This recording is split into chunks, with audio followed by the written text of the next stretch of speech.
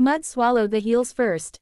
Not a graceful slip, no warning, no chance to save face. 1 second Aaliyah Brooks was stepping out of her rideshare, smoothing her thrifted green dress, rehearsing her polite smile. The next, her shoes vanished into thick brown earth with a wet, embarrassing sound that echoed far louder in her ears than it should have. She froze. The rain had stopped minutes earlier, but the damage was done. The narrow gravel road leading to the Lakeside cafe had turned into a soft, sticky trap. Her dress hem darkened. Her palms went slick. Somewhere behind her, the driver cleared his throat, already annoyed. Aaliyah swallowed hard. Of course, she thought. Of all days, this was supposed to be different. A blind date, set up by a coworker from the diner where her mother worked double shifts. He's nice, the coworker had said, hesitating just enough to make Aaliyah suspicious. Private, doesn't care about money stuff. Money stuff was always the thing. She bent down, tugging uselessly at one shoe. Mud sucked back, stubborn and heavy, like it wanted to keep proof that she didn't belong here. The cafe ahead glowed warm with yellow lights, glass windows fogged from inside laughter. Couples, ease, dry floors. Aaliyah straightened, took a breath, and stepped forward anyway. By the time she reached the entrance, her shoes were ruined and her confidence was hanging by a thread. Inside, the cafe smelled like espresso and rain-soaked wood. Soft music played. Aaliyah scanned the room, heart racing. She had no picture, no last name, just a message, "I'll be at the back table." Navy jacket. She spotted him instantly. He stood when he saw her, tall, dark-haired, posture careful rather than arrogant. His eyes moved from her face to her muddy shoes, then back up, no flinch, no smirk, no flash of judgment. "Hi," he said, voice warm.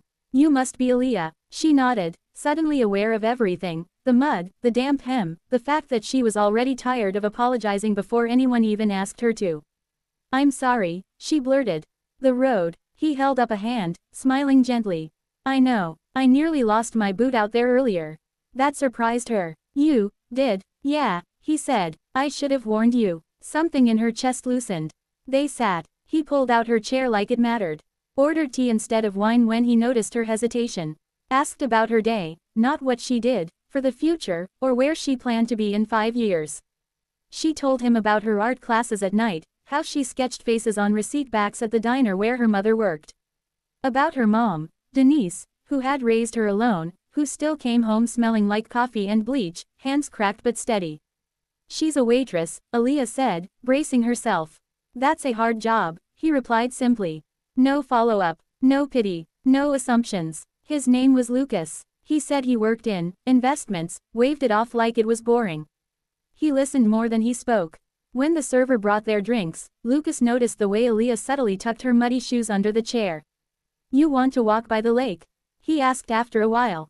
"There's a dock, less mud, I promise." She laughed despite herself. "I don't know if I trust you." "That's fair," he said. "You shouldn't." Outside, the air was cool and clean. The lake reflected the sky in fractured silver. The dock creaked under their weight, steady enough to feel safe. Aaliyah breathed easier. They talked about small things. Music, childhood fears, the strange intimacy of telling a stranger truths you'd never admit to people who knew you too well. Then Lucas said, quietly, "Can I ask you something personal?" She nodded. "What's the one thing you worry people see when they look at you?" The question caught her off guard. She stared at the water. "That I'm temporary," she said. "Like I'm just passing through spaces that aren't meant for me." Lucas was silent for a long moment. "I worry," he said finally, "that people only see what I can give them. Not who I am when I stop giving." She turned to him, surprised. For the first time, she noticed the watch on his wrist, subtle, expensive. The way people greeted him when they passed, with recognition that felt practiced. "Lucas," she said slowly, "who are you?" He smiled, a little sad. "Someone who didn't expect to feel this comfortable tonight."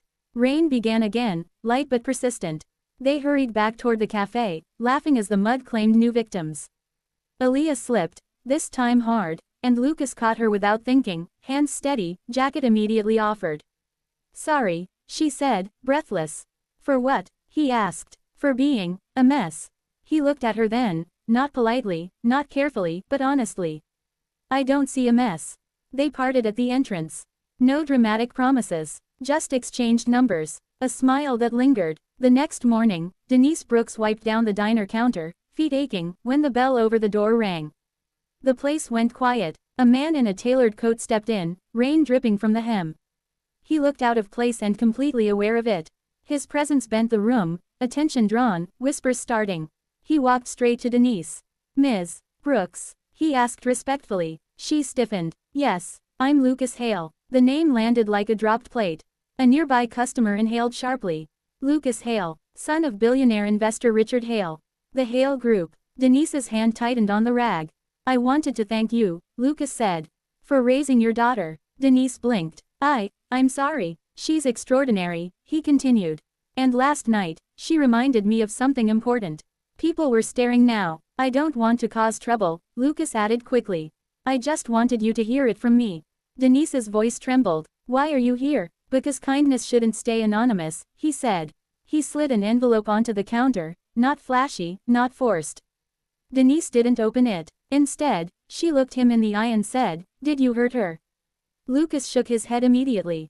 "No, I would never." Denise nodded once. "Then thank you." He left as quietly as he'd come, rain swallowing him whole.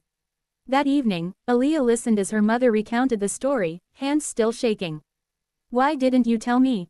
Aaliyah asked. "I didn't know how," Denise said. "I didn't want it to change things." Aaliyah looked at her phone. A message from Lucas waited. "Can we talk?" They met again, this time at the same muddy road. Same cafe, same lake. Lucas stood there, shoes already ruined. "You did that on purpose," she accused.